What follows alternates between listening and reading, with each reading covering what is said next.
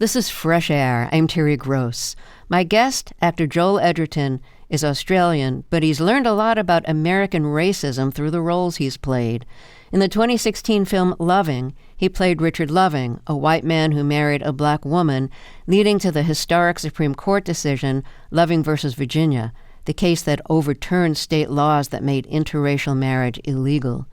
In the streaming series The Underground Railroad, he played a determined slave catcher, and now he stars in Paul Schrader's new film, the third in Schrader's trilogy of films, each about a lonely man who has emotionally shut down to escape the past.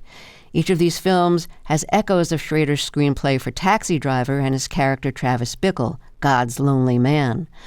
As in Taxi Driver, the lead characters in each of these films is known by their profession: a minister in First Reformed, a card counter in The Card Counter, a horticulturist in the new film Master Gardener. The main characters, like Travis in Taxi Driver, keep a journal. In Master Gardener, Edgerton is the head gardener in a historic public garden that has existed for 4 generations on a Southern family estate. His journal is filled with his thoughts about gardening and how it's a metaphor for much of life. Here's a journal entry from early in the film. The Nandina is a species of flowering plant native to Eastern Asia. The smell at certain times of the year is minty with a hint of almond. It gives you a real buzz. Like the buzz you get just before pulling the trigger. Gardening is the most accessible of the arts. It's already there. Every seed is a plant waiting to be unlocked. It was commonly thought that 150 years was a lifetime of a seed. In the 1950s, a Japanese botanist discovered viable lotus seeds in an Ice Age lake bed. A substantial portion were germinated. It is now believed that the lifetime of a seed is between 850 and 1,250 years. Given the right conditions, seeds can last indefinitely.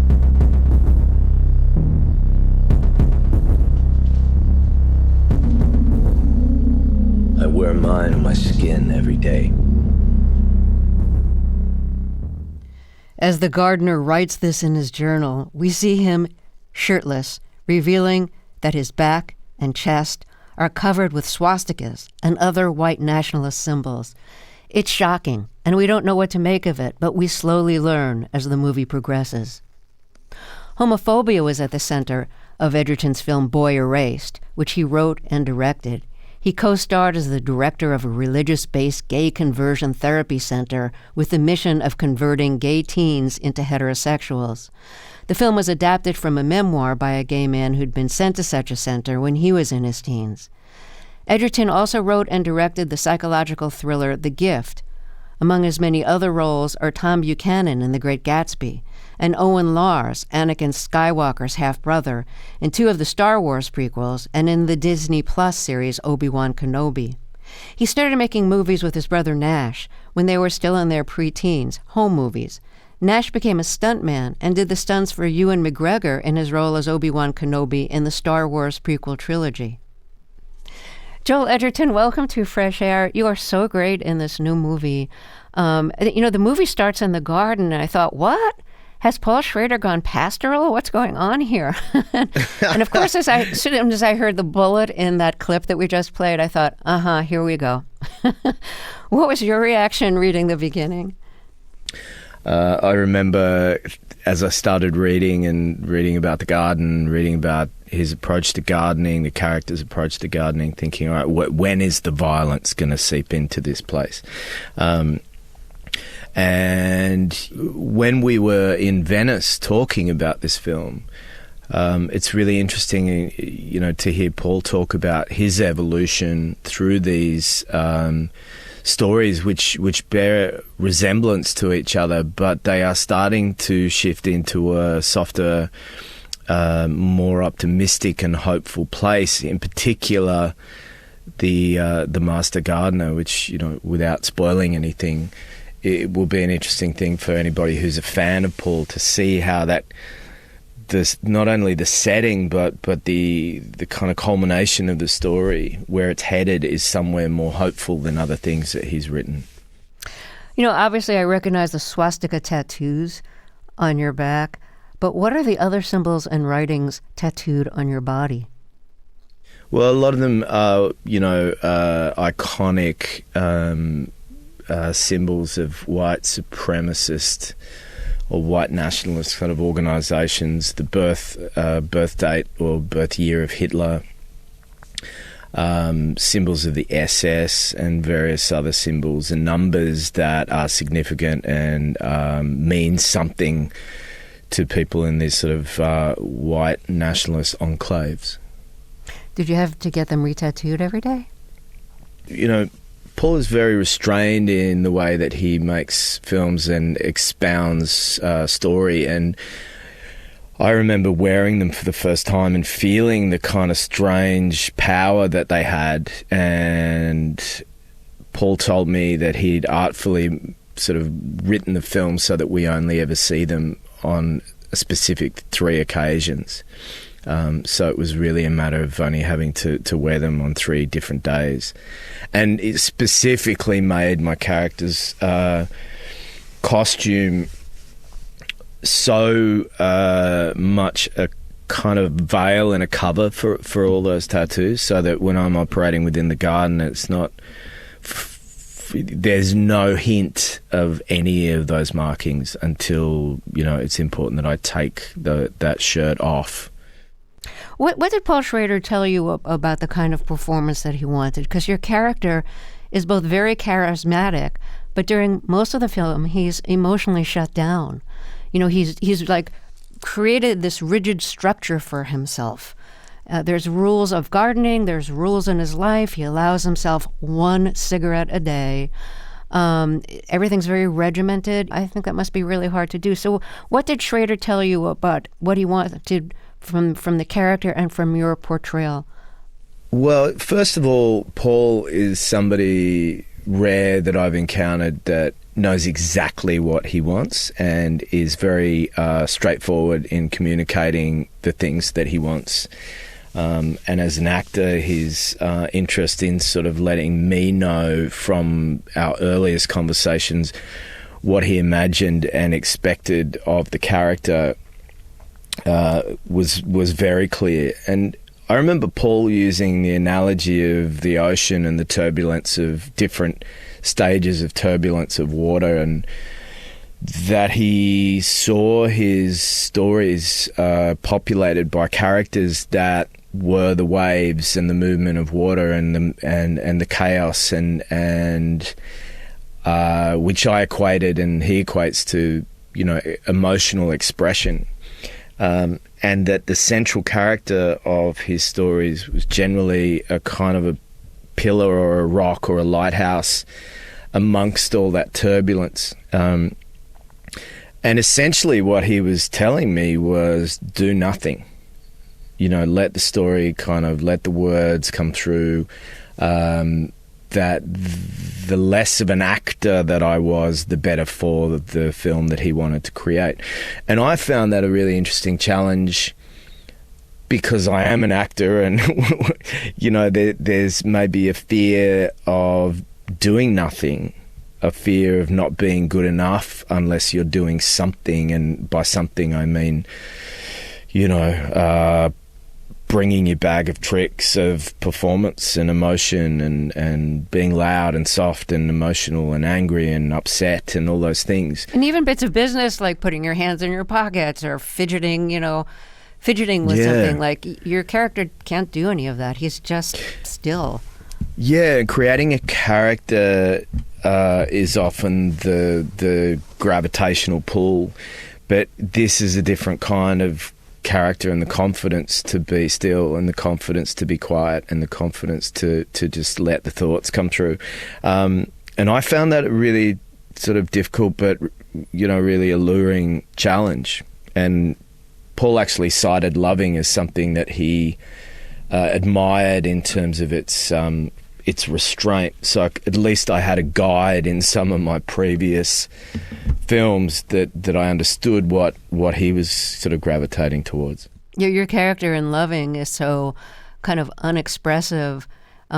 He barely talks, and he doesn't even go to the Supreme Court case that bears his name, Loving versus Virginia. Do you understand being as emotionally shut down as your character is? Is there anything that you can draw from your own experience that understands what it is to push emotion down like that? I think I really understand it when it comes to aggression. I have a really interesting relationship with uncomfortability and tension. I try and avoid it at all costs. I feel deep anxiety when I see things of conflict, and I've often wondered if that's part of the reason that drew me to become an actor, is that I go to work and I get paid. It's less about being paid, it's more like I get to go to an environment where I can be all of the things that I'm not comfortable doing in my real life, and feel comfortable within conflict. But yeah, if you catch me in the midst of conflict in my life, I am like a snail, and I know what my threshold is. I know what my male pride and ego draws me into, and I can feel when my blood goes up. Like I'm not, it's not like I don't feel the effects of it, but I would rather avoid it. And so here I am living a life where I have a job that requires me to participate in all this stuff. Do you understand why you're anxious about conflict? I don't know. I really don't know. I'm a people pleaser. I think I take that lead from my mother, whereas my father is very happy to rock the boat, to really be assertive. I think, my mother and I just want to make sure everybody's okay. And I think sometimes that is to your own detriment, because it requires you to bear the load and repress certain other things. I mean, I'm okay. I'm not like a combustible bottle ready to smash and burst open and create some massive flash of violence. But, I feel that compression and repression at times. But I'm pretty good with my other emotions, I think. So did you have to do research about white supremacists in America? I mean, because you're from Australia, I don't know how familiar you are with the American breed of white supremacy. The biggest concerning thing for me, and yes, I did a lot of reading about it, and it was even before Paul called me, is the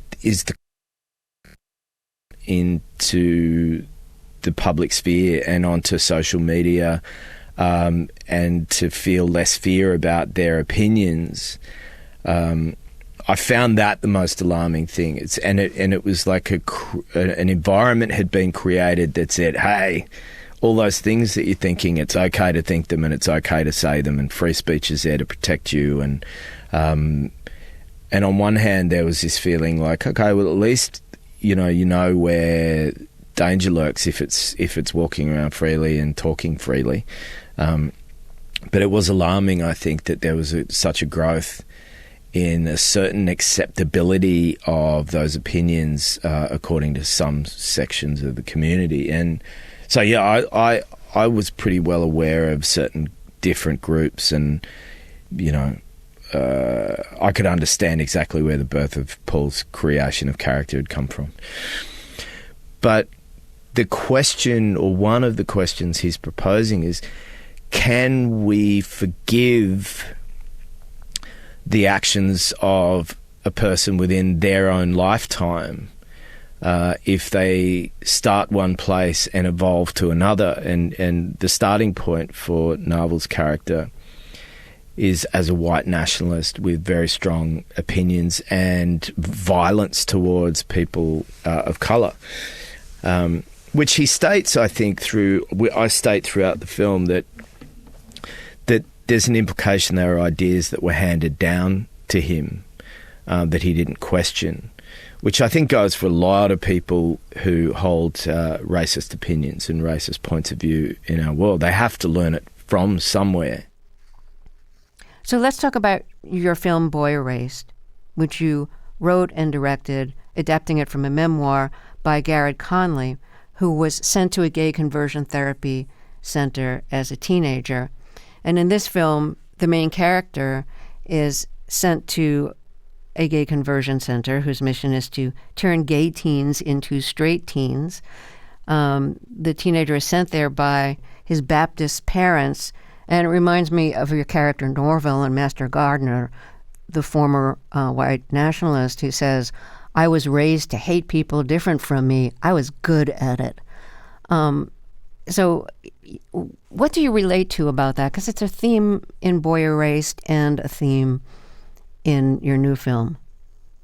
Yeah, I remember, because this was something that really sort of brought to bear for me when I was making The Gift, which is really underpinned by this theme of bullying, is that I've seen both sides of that situation. I remember being part of groups that would sort of, the safety in numbers, feeling like the way to kind of fit in would be to treat other people unkindly and be a bully. And I don't think I was ever smart enough to be a ringleader of bullying, but definitely like part of being cruel to other kids, and I was definitely on the receiving end of that as well.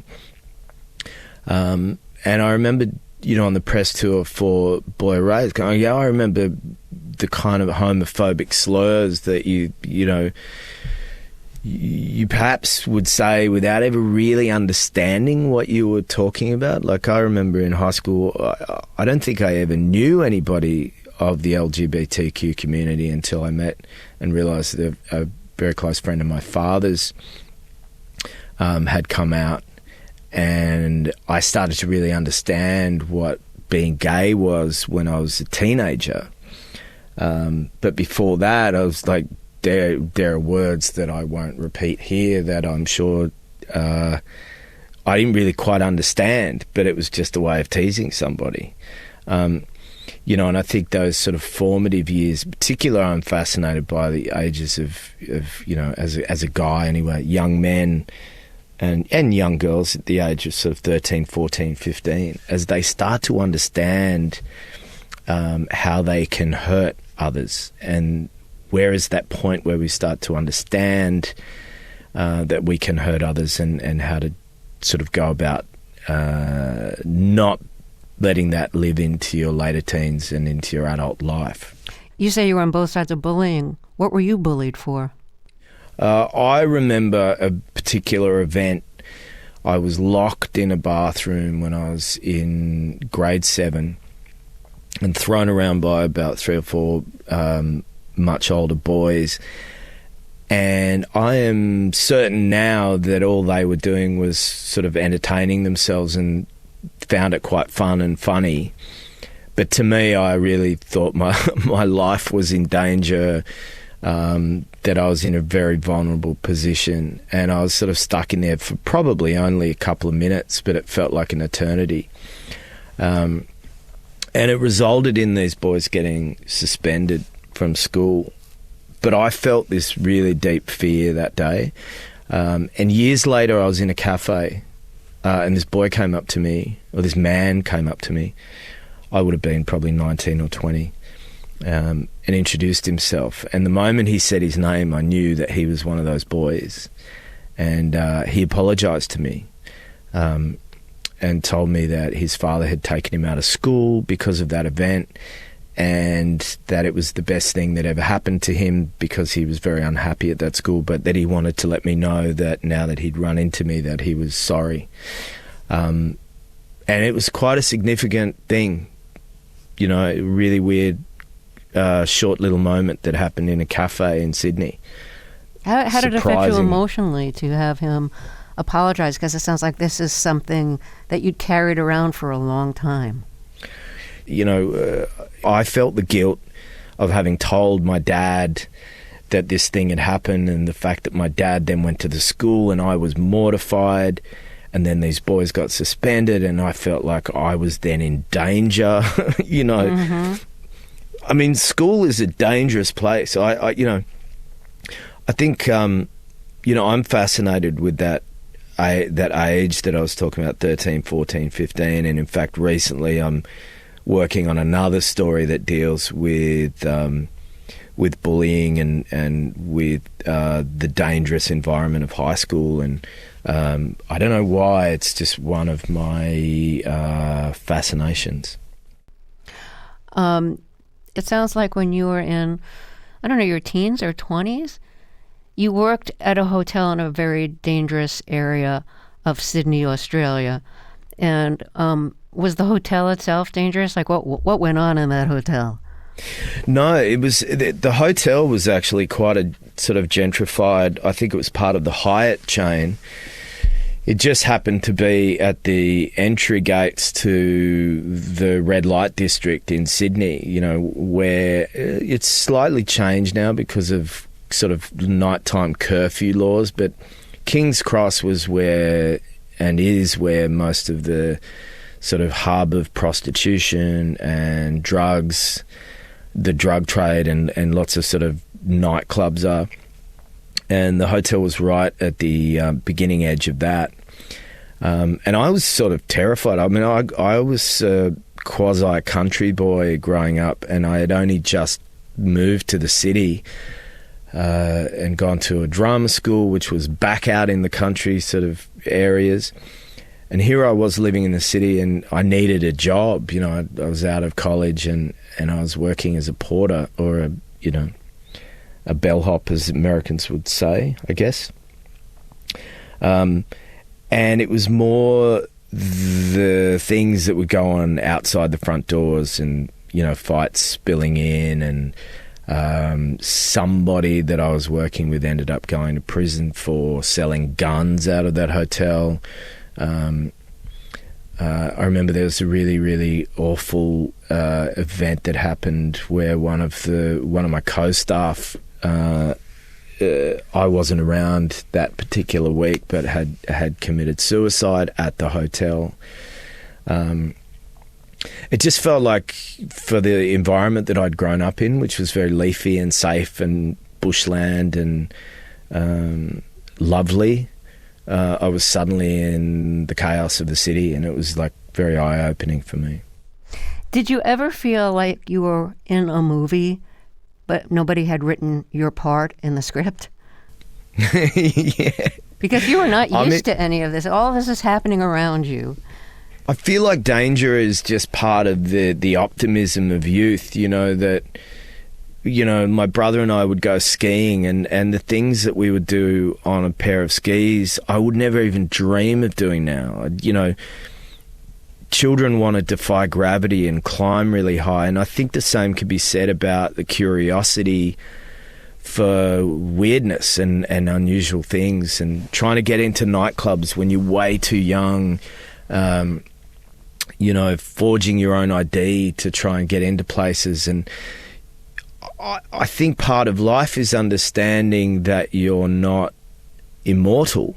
And I have this strong belief that we all at some point learn that lesson, and hopefully we learn it in a semi-safe way. How did you learn it?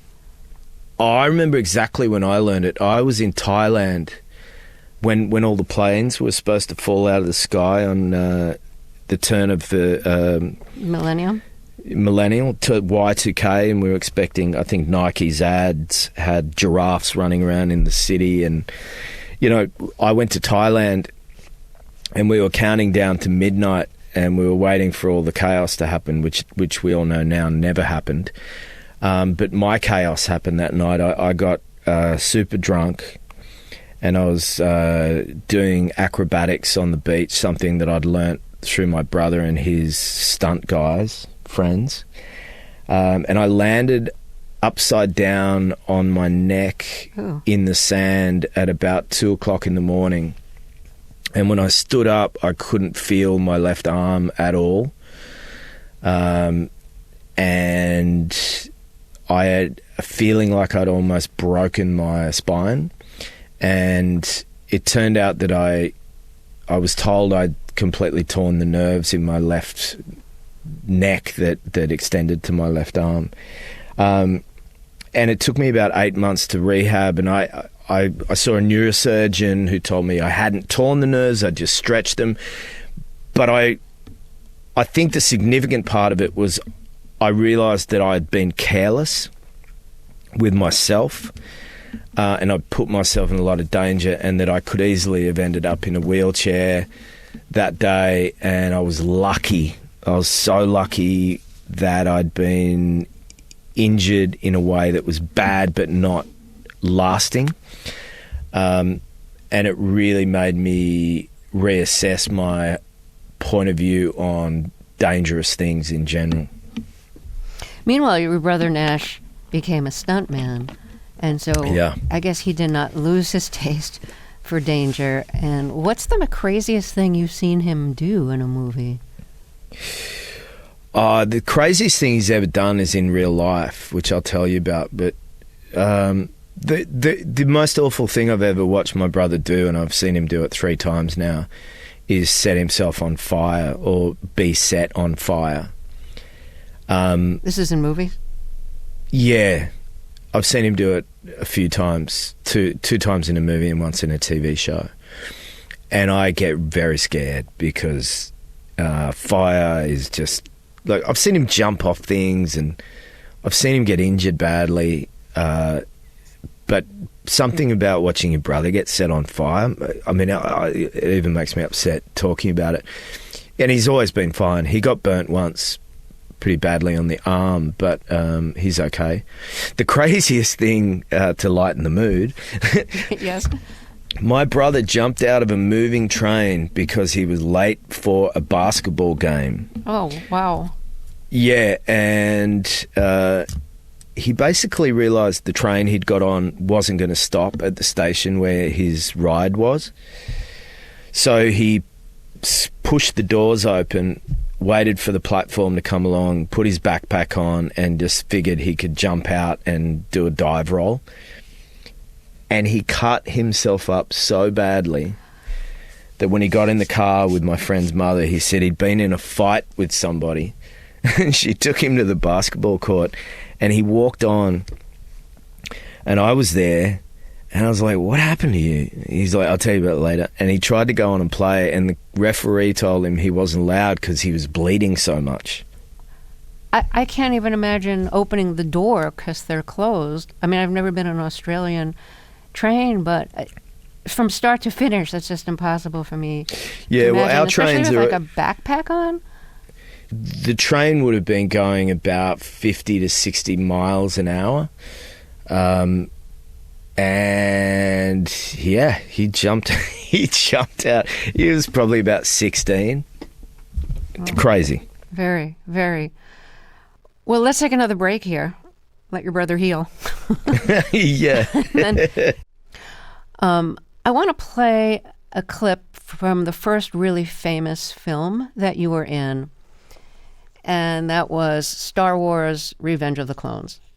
Oh, okay. Okay, so I want to play a clip, and you are Anakin Skywalker's half-brother in this. This is where you first meet. Owen Lars, this is my girlfriend, Baru. Hello, I'm Padme. I guess I'm your stepbrother. I had a feeling you might show up someday. Okay, I think that's all your lines in the film. Yes. That's it, right? That's your part. Oh, I should mention, there's also a scene indoors. That's outdoors. There's also a scene indoors when you both go indoors, and we see the back of your head mostly. And that's it, right? Yeah, but that was my crowbar into Hollywood, I'll call that. And how did you use that crowbar? Well, you know, I had a curiosity about going to America, and that George Lucas was probably going to take about 18 months to put the movie together. And I knew that I could go to Hollywood and say that I was in the new Star Wars film, and nobody would know that it was only like 3 minutes. And that it would allow me to, you know, meet with agents and do things, get the opportunities to audition for the kinds of things that I thought I was capable of, which I did. And, you know, at the time, you know, I guess it was 2000. You know, I went to LA and started doing meetings and trying to get people to take me seriously. And so Star Wars really sort of opened that door for me. And what happened? What happened after anyone saw how small your part was? No one called me and said, "Hey, you conned me." And even to this day, for all of the work that I've done, you know, when I go to a festival and sign photographs for fans, if they're there, it's still half of them are photographs from me in Star Wars, whether it be the Disney Plus series recently, but more so the old Star Wars films. And ironically, I heard someone say, this is a second-hand story, that Liam Neeson quipped at some point about signing all of his Qui-Gon photographs from Star Wars. He's like, I'm he's like thinking about all the other work he's done. He's like, I was Schindler for sake, you know. And it's amazing. The legion of Star Wars fans are there, and they always be there. And as much as my few lines in A New Hope, I mean, in the second installment of Star Wars, weren't Hamlet or they weren't Henry V, they are very much part of my timeline that I have gratitude for. What did Star Wars mean to you growing up? How old were you when you saw your first Star Wars film, and which one was it? Star Wars was huge to me. I was a collector of the little toys. I remember one of the first significant cinema experiences I had was my father waking my brother up and putting us in the car and driving 20 minutes to the Roxy Cinema in Parramatta, which is where he worked, near where he worked. And we wore pajamas and our slippers to go watch Return of the Jedi. And so Star Wars was very much part of my youth, as was Indiana Jones and E.T. and, you know, Lucas and Spielberg kind of were very much part of the seeds of my interest in cinema. And so, you know, being cast even in a small role in Star Wars was like a dream that I never imagined could coming true. We had access to the set. You got to see how things worked. You got to work with George Lucas.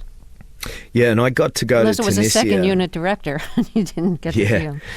And, you know, I had long had a dream that I could potentially be an actor and see the world at the same time.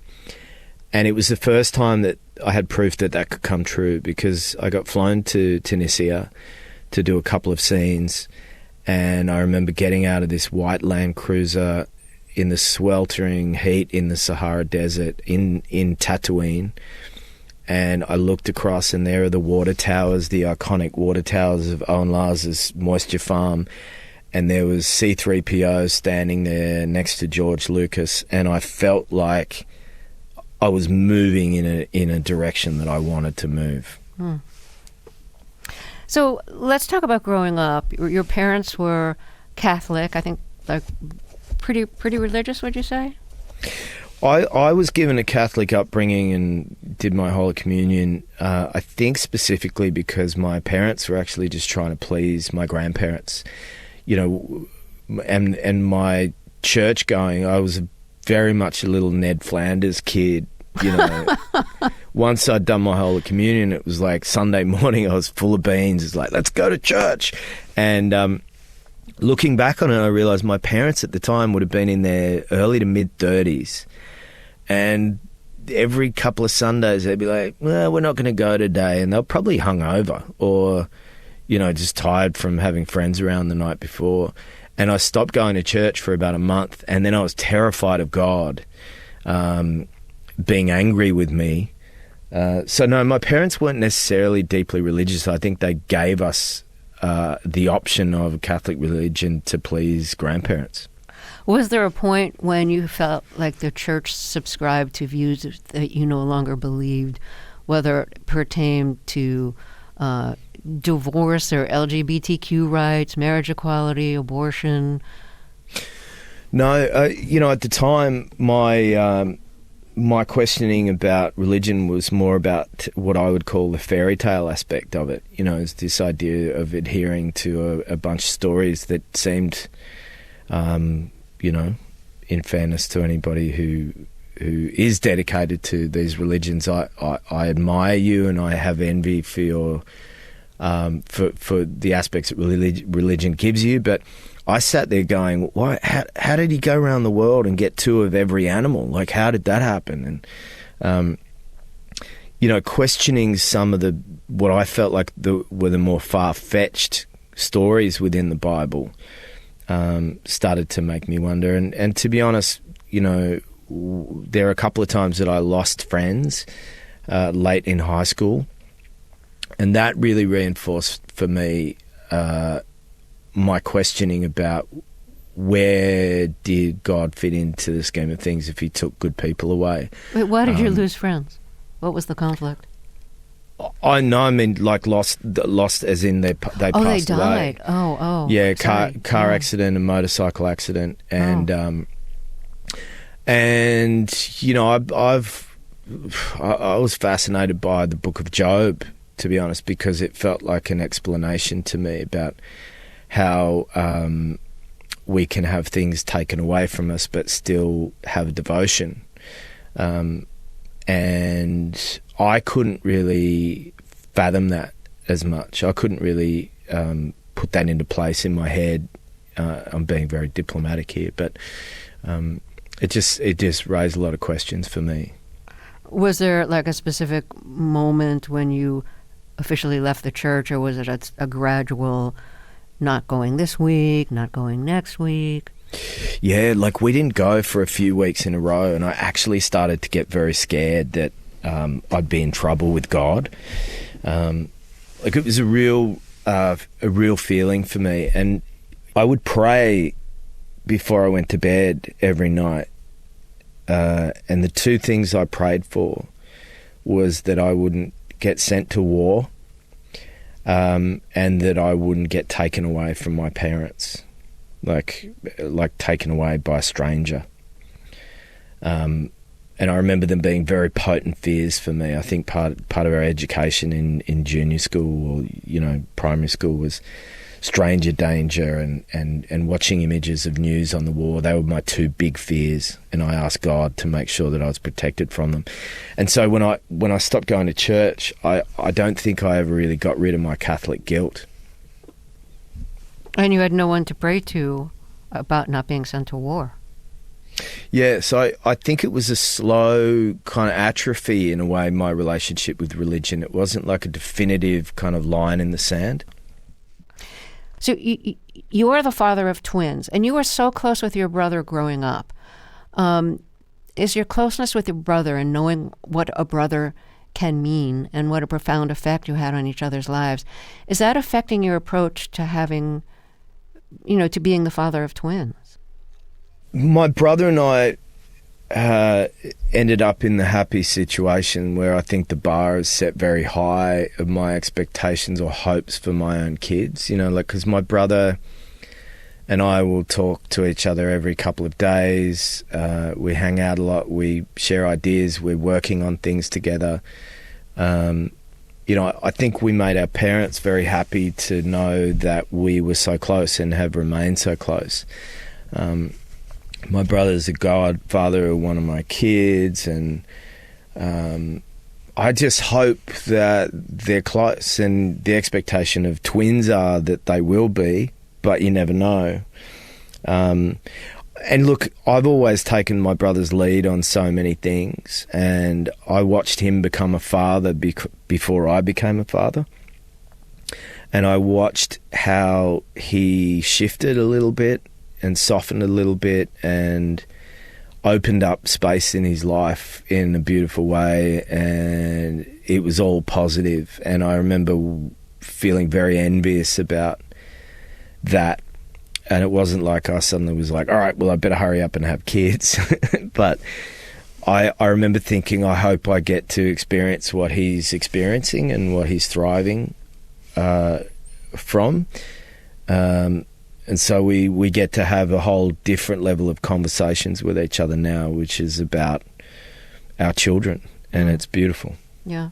Has your brother Nash ever served as a stuntman for you in one of your roles? Absolutely. Oh, really? There was a very funny moment in Australia where we're on the rooftop of a car park, like a parking structure, and my character in this TV show called Dangerous had to get hit by a car, and I think it was the moment my character gets killed. And what happened that night is I got to sit in a chair with a blanket over myself with a cup of tea in my hand while my brother got hit by this car and broke the windshield. And then I watched him get shards of glass sucked out of his hand with a vacuum cleaner, which is a great way of getting glass out of your hand, people, if it ever happens. And prior to that night, I remember my mother said, "Nash, does Joel ever have to do anything dangerous in this film or this show? And make sure you do it for him." And he's like, "What? So I can be broken, but Joel can't?" She said, "But it's your job." Was he okay after going through the windshield? Yeah, he's fine. And, I'll tell you something else, because I just did 9 episodes of a TV show. And these young stunt guys that were doing certain things for me, I realised that stunt people, hats off to them all over the world, because they're the opposite of actors. An actor will complain about something that's not even worth complaining about. A stunt guy could be almost broken in two, and you'd be like, "Are you okay?" And he's like, yeah, I'm fine. Stunt guys never complain. They always downplay injuries, and an actor will want a day off over a tiny splinter. Does that describe you? Yeah, unfortunately. I said earlier that I wasn't a tough guy. You did. No, I like to mix it up. I like to get involved with particularly fights and horse riding and the kind of slightly safer aspects of stunt work, but stunt people are all part of the close pit crew of actors that help us do our job better and make us look better. Joel Edgerton, it's been really great to talk with you. Thank you so much, and congratulations on Master Gardener. Thank you very much. What a pleasure. Joel Edgerton stars in Paul Schrader's new movie, Master Gardener. To keep up with what's happening on our show and get highlights of our interviews, follow us on Instagram at NPR Fresh Air. Fresh Air's executive producer is Danny Miller. Our technical director and engineer is Archie Bentham, with additional engineering today from Adam Staniszewski. Our interviews and reviews are produced and edited by Amy Salet, Phyllis Myers, Sam Brigger, Lauren Krenzel, Heidi Saman, Anne-Marie Baldonado, Teresa Madden, Thea Challoner, Seth Kelly, and Susan Yakundi. Our digital media producer is Molly Seavey-Nespro. Roberta Shorrock directs the show. Our co-host is Tanya Mosley. I'm Terry Gross.